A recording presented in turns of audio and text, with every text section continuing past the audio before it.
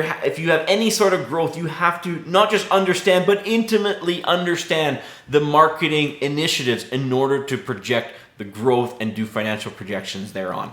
I can see the whole wide world with these two eyes, and I can be whoever I wanna be, 'cause it's my life. Hi, thanks for tuning in for another episode of Ask Spurrell CPA. Today, as the Edmonton business coach, we are talking about the business plan, sales, and marketing section. I have Laura here with me today. Hi. So Laura, when you go to school, they teach about some financial projections. Mm-hmm.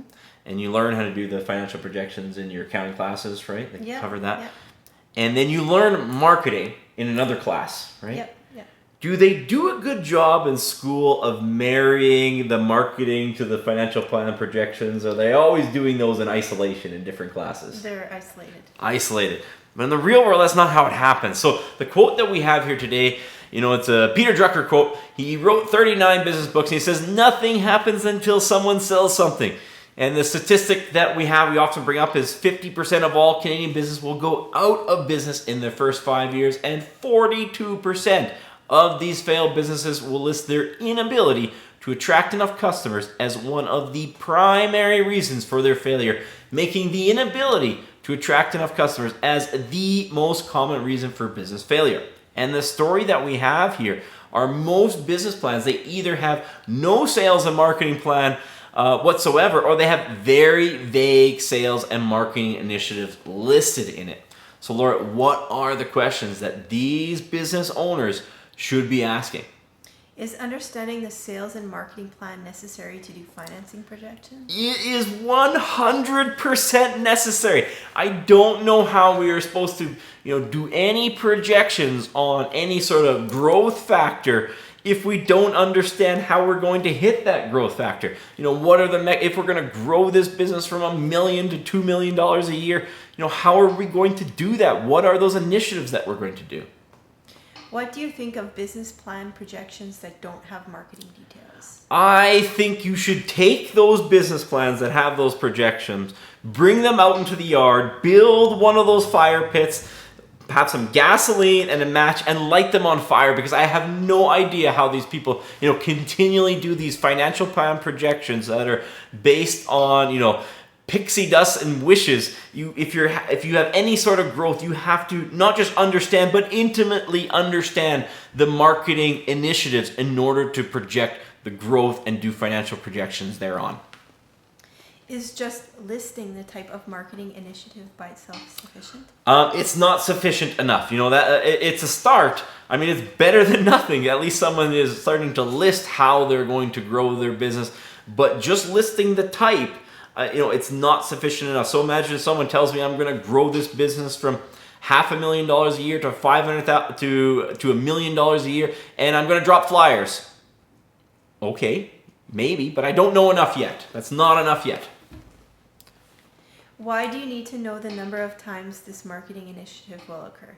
So then we start to get a little bit more detail. That same person, the number of times that's going to occur. So imagine that same person now tells me, okay, I'm going to drop flyers to get my business from $500,000 to $1 million a year, and I'm going to drop 10,000 flyers every single month to the, over 12 months to the same area over and over and over again. Now I'm getting some more details. Now I can start to understand, okay, for every 1,000 flyers we drop, we're going to get this many phone calls. For every phone call we can get this many appointments. For every appointments we get this many deals. Now I can start to run some numbers and actually, ground my financial projections in reality rather than guesswork.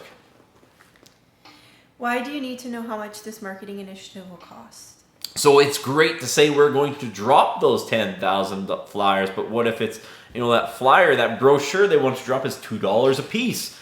Do they have $20,000 per month to do that? Although that top line number looks great, a lot of times those marketing initiatives, the business growth will trail that marketing initiative. So you're going to have to work on that marketing initiative and hammer away at that marketing initiative before the revenue appears. So we have to know how much it's going to cost to see if it's reasonable. What are some of the marketing initiatives you think most businesses should do? Yeah, so we run into, hundreds of marketing initiatives, the things that people have done that have worked and the things that people have done that haven't worked, some of the stuff that sometimes work depending on which industry you're in. But some of the ones that you have to do is you got to set up your Google Places listing and get reviews. You have to set up your Google Places listing and get reviews because it is free. And 88% of all your ideal and likely buyers are going to look at that, and every other marketing initiative that you do, they're still going to come back and look at those reviews. So, that's one that you have to do. Things like doing YouTube, second most popular search engine. Again, it can be done for free.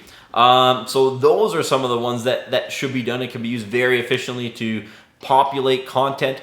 Then we're talking about making sure that you have your differentiation factors and a one sheet sorted out. Are you really clear about what you do versus what your competitors do? Do you have, and then from there translating it into, do you have your problem, vision, mission, and values, sorted out? Do you understand who you are? And then is your branding communicating that to the customers? Do you have the right logo?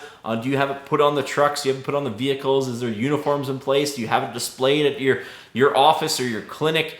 And then do you have an offer that is so good that your average customer can't refuse, that you're going to get on their short list when they're shopping around for a new dentist or a new contractor? Is it so good that they can't refuse that? They've looked at 10 other businesses, but you're on their short list. They're going to come and see what is that no-brainer offer.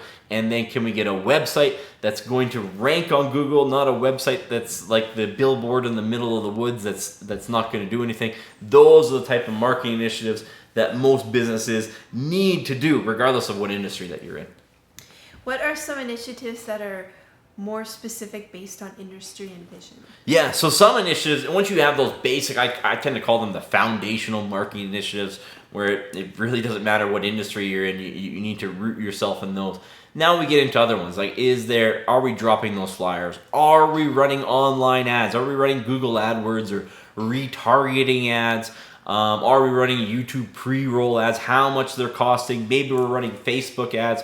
What is the budget for those? Maybe we're doing events, trade shows, or other types of events. Maybe we have a social media campaign and we're posting, or we're joining a networking group or doing networking meetings. Maybe we're doing outbound calls. We can start getting into those of what actually supports your brand and your vision. Those are kind of what I call the pipeline initiatives or secondary initiatives. Once we have that foundation in place that we can actually convert those people when they decide that they're interested. What's the people that what are the things that get them in the funnel to begin with? Those are some of the initiatives that we look at. Are there marketing initiatives that you can do without a lot of money? Yeah. So some people think, well, a sales and marketing plan, I don't have any money.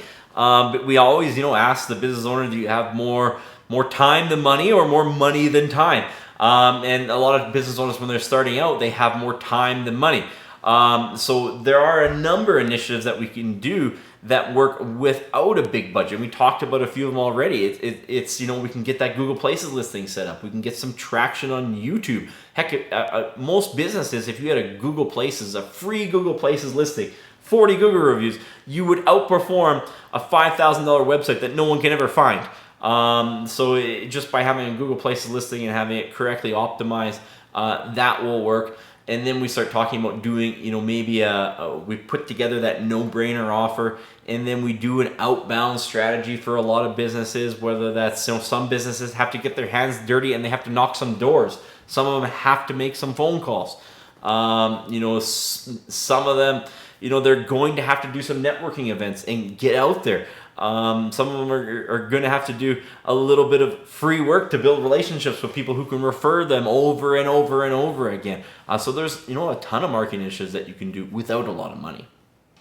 Once you have more money, should you focus on initiatives that require less time? That's generally the move, because a lot of those, let's call them those, initial marketing initiatives that you do, they require a lot of time, and they're not infinitely scalable. Although they might be cheap to do, they're completely dependent on the business owner's time or maybe a staff member's time. So then you should start building out your marketing plan and start building in items that work even when you're not working. You know, we're running those Google ads, we're running those retargeting ads, we're running those YouTube pre-roll ads.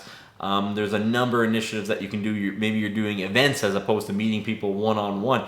You want to be more time efficient with your marketing initiatives. It's not just about choosing the cheapest marketing initiative, because there's always, you know, two types of costs in the marketing initiative. It's how much money did I have to put out to do it, and how much time did I have to put out to do it, because both are, you know, tend to be finite resources at the end of the day.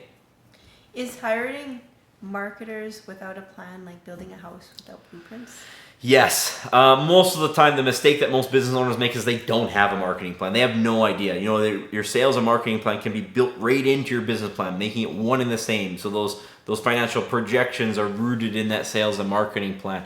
But most business owners, they don't do that, and they just hire someone who's good at websites, or maybe someone who's good at ads.